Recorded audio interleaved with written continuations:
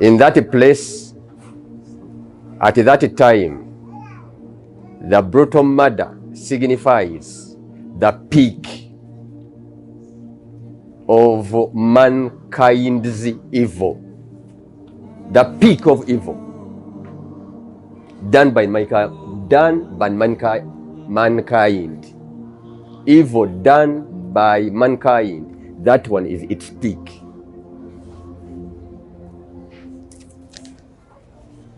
Who is being killed?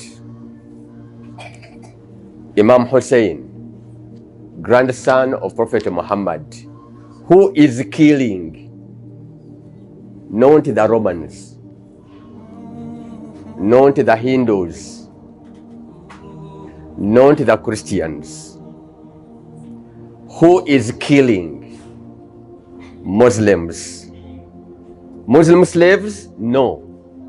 Muslim rulers. Commanders of a Muslim army. An army of an Islamic empire. Slaughtering the grandson of their prophet. To everybody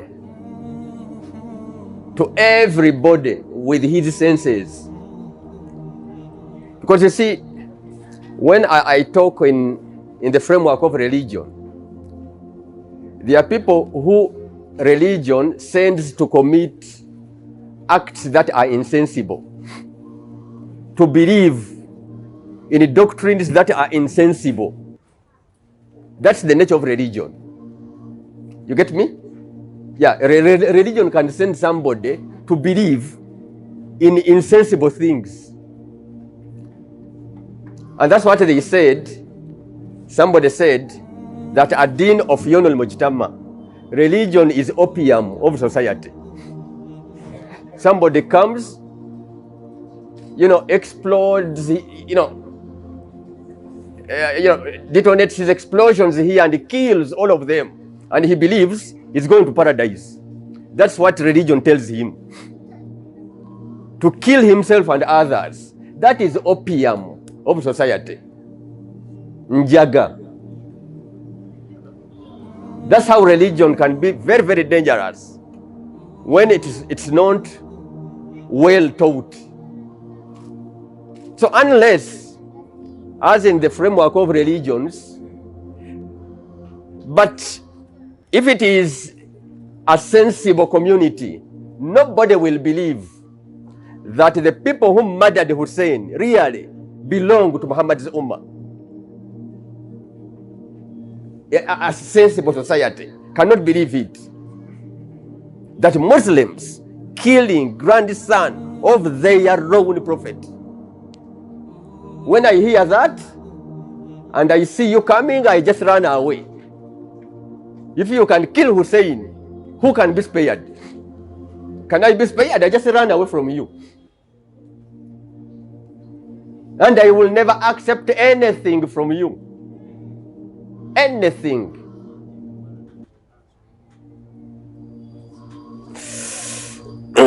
So it's insensible that Hussein can be killed, grandson of Prophet Muhammad, and you remain a Muslim. It is insensible.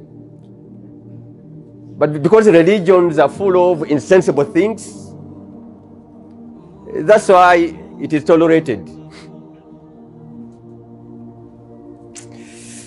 He is Muhammad's son being killed by a Muslim army, and you remain Muslims. It doesn't add up.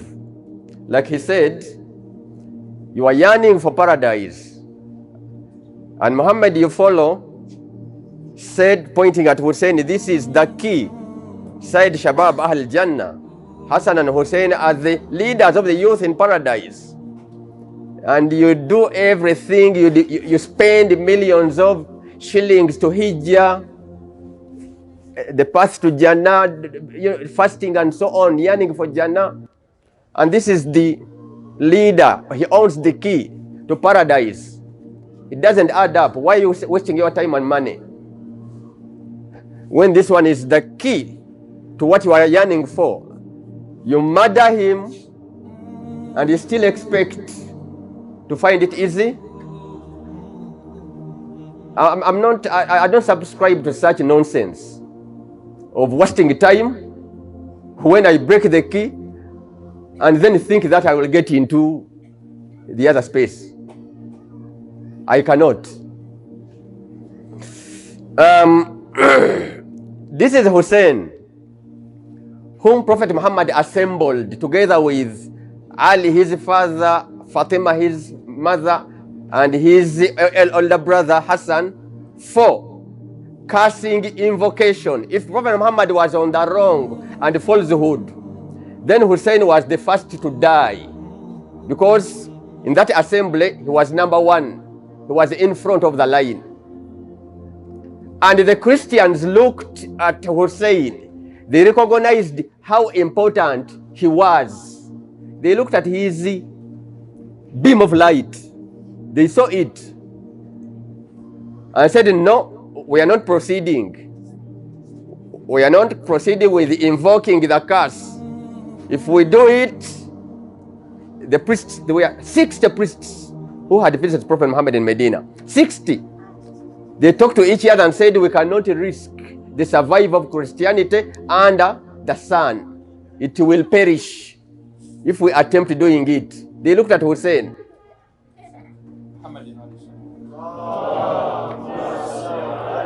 But among the Muslims, there are devils who can kill what the Christians feared. They are devils. They are devils. They fear nothing. They fear nothing. The Christians did not proceed. We are afraid we can carry the curse. They are devils who don't fear curses.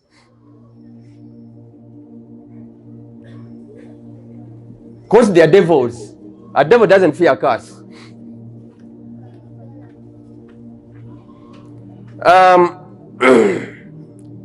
His own father, after the death of Prophet Muhammad, his own father Ali, sidelined by the circumstances of politics.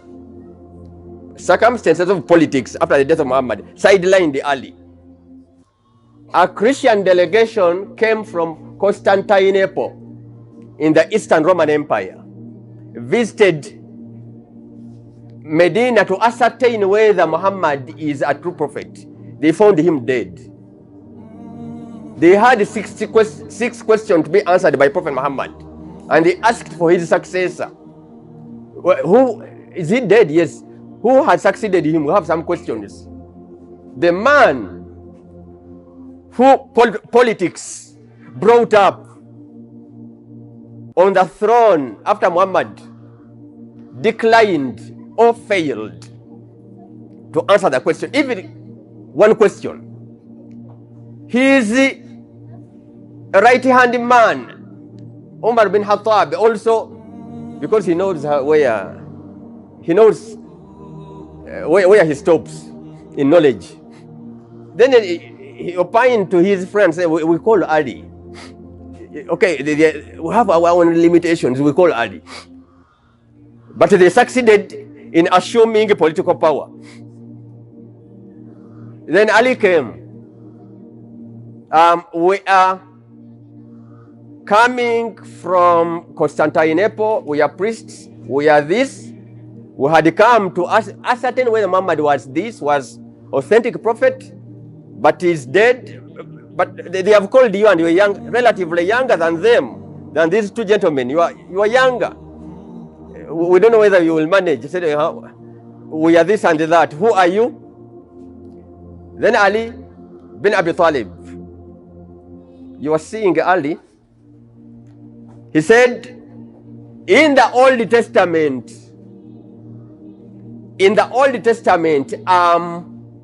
that man, and he mentioned the name. They called me such a name in the Old Testament. They called me this name in the New Testament.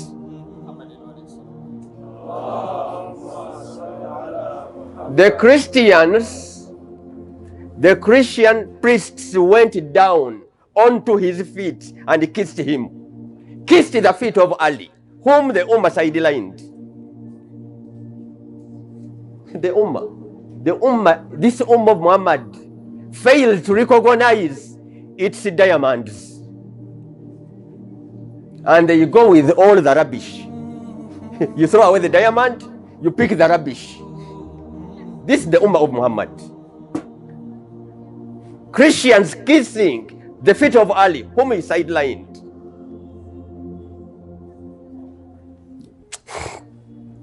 You fail to understand.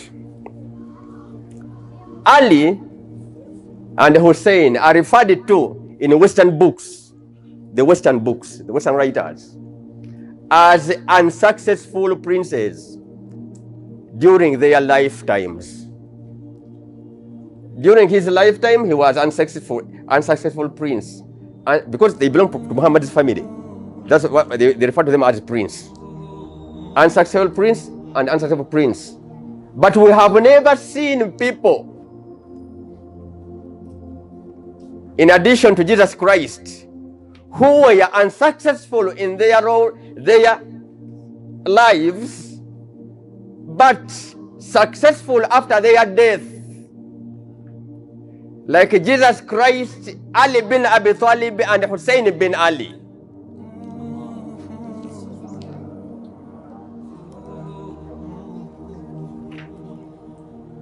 Successful after their deaths. Jesus Christ, in the Christian sources, on the cross, the whole world against him. You know, supported by those who knew him were just 11, because Judas had gone. He had 12, one went, and the other one was always doubtful, Thomas. And so he had a few. Even when they placed a criminal here, whom should we spare? The nation cried, spare Barnabas and crucify Jesus. Come on. He succeeded after his death. These are the people.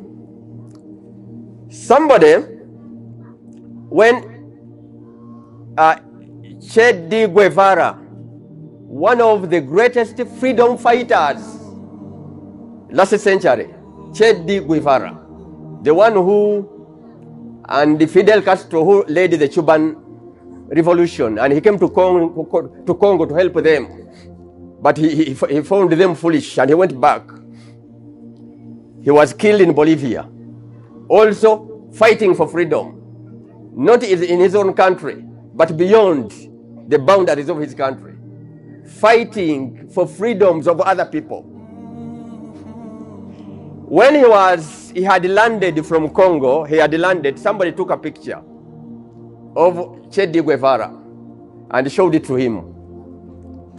Then he said, I've taken this picture, but sayarfa suratakal ahrar al-alam.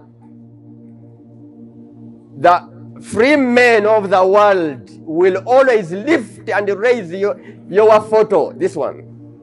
The free men of the world will always raise this photo in the Jami' al-Intisarat, upon all of the victories. Wherever the victories will happen, your photo will be there. This one I've taken. We are seeing the name of Hussein, Ya Hussein, sung by all freedom fighters in the Muslim history. And in the Middle East now, on the frontiers of Israel, on the frontiers with Israel, this Israel, the mighty, invincible army of Israel, fears nothing except from the men across the frontier wearing black, raising the name of Ya Hussein. That is what Israel fears, nothing else. Israel doesn't fear all the Arab armies combined. It fears the voices of a few younger men on the northern frontier with Israel, that's Lebanon, South Lebanon, raising the name of Ya Hussein. When they hear it, they go down in their bunkers and hide. The mighty, invincible ADF, IDF, Israel Defense Forces, the mighty, very powerful, fears nothing except from Ya Hussein. They will go and hide in their bunkers. I'm a specialist in those things.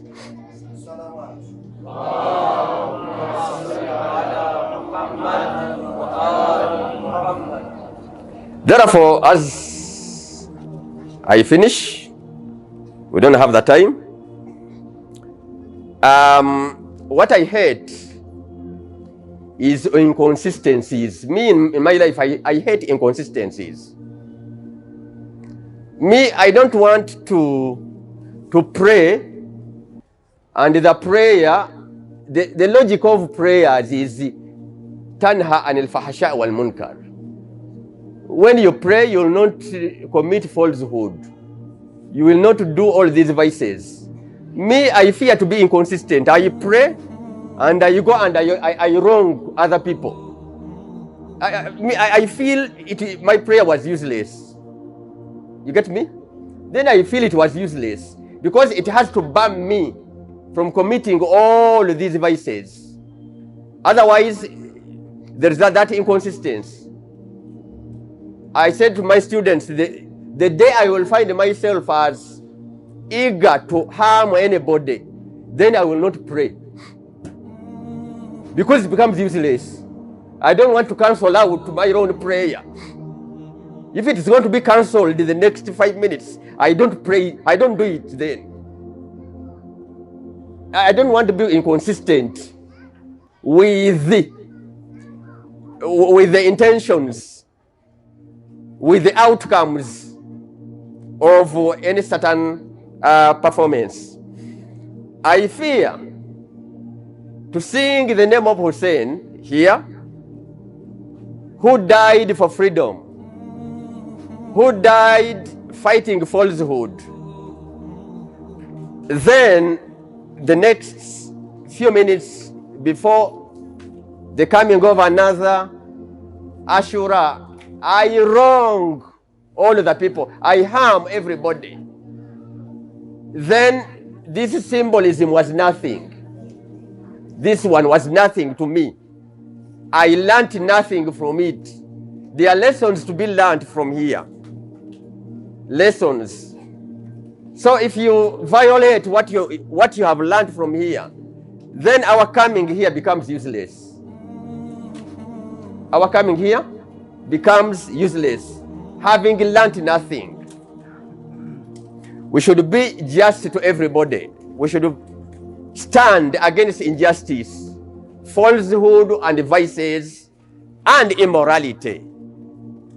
This is what Imam Hussein died fighting against: injustice, immorality, and so on. We shouldn't be the antithesis of his struggle.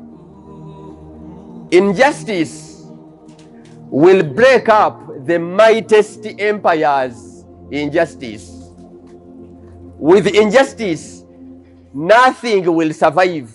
As the Prophet had said, that Inna Allah yansuru dawla al-kafira bi'adliha. Allah will always save a non-Muslim country for its justice. Non-Muslim performing justice will be saved by God. This is statement by Prophet Muhammad. But will ruin and destroy a Muslim nation bijawriha with its injustice. A nation full of mosques, full of everything, but doing injustices to its subjects and others. A promise by God on the tongue of Prophet Muhammad that that state shall not continue. God will destroy it. So the cause of Imam Hussein was about justice, and this is the threat. Let us stand and be with the oppressed here and beyond here, so that these celebrations, these commemorations in which we are involved make meaning. Assalamu alaikum.